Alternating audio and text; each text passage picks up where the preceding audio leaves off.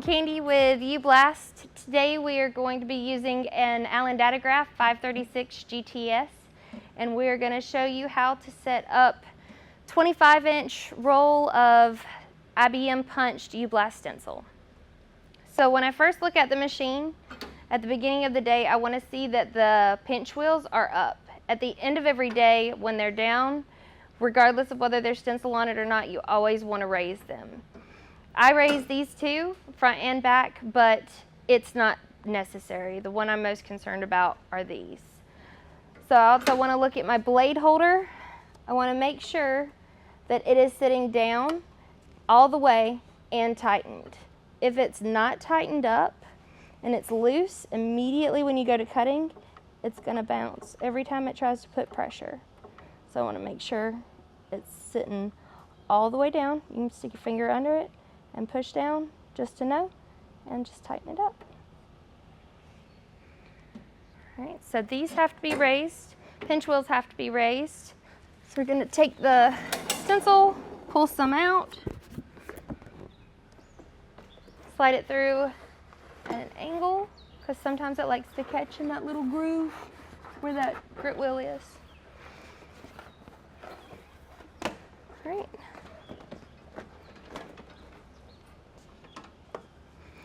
So we're going to need to turn this. Okay, so once I have the stencil where it's far enough over the front, I want to find my guide holes. It's a third hole that sticks out further than the others. And those will show me how the stencil needs to sit. So I'll line those up in the back. So these two are in the right spot.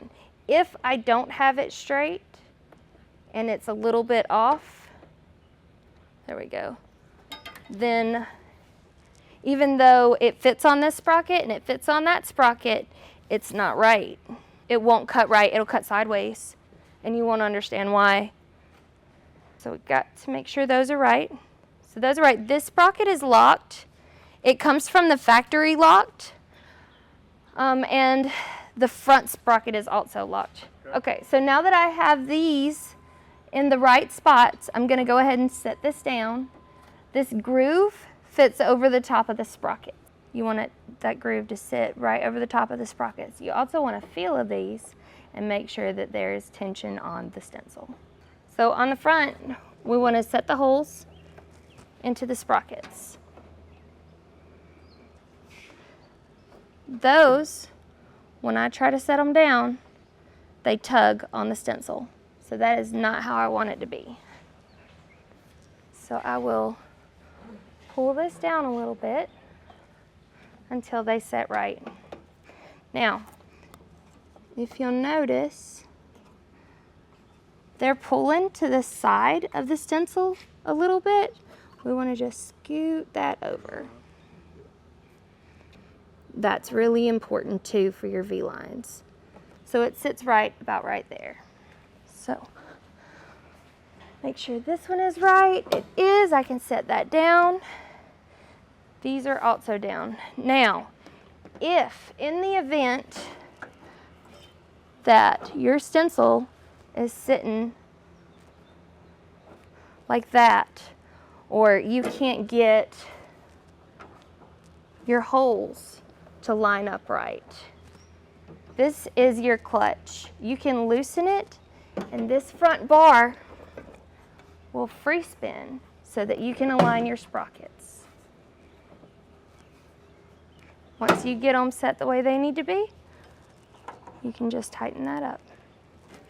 Now this is very important when it comes to V-lines. If this is not tight, and this bar, when it's turned on, can move at all, there are major problems in here. You could have your belt off, your clutch could be worn out. That bar is not supposed to be able to move when the machine is on and the stencil is set up. So, to know whether or not I'm ready to cut, I need to make sure that my holes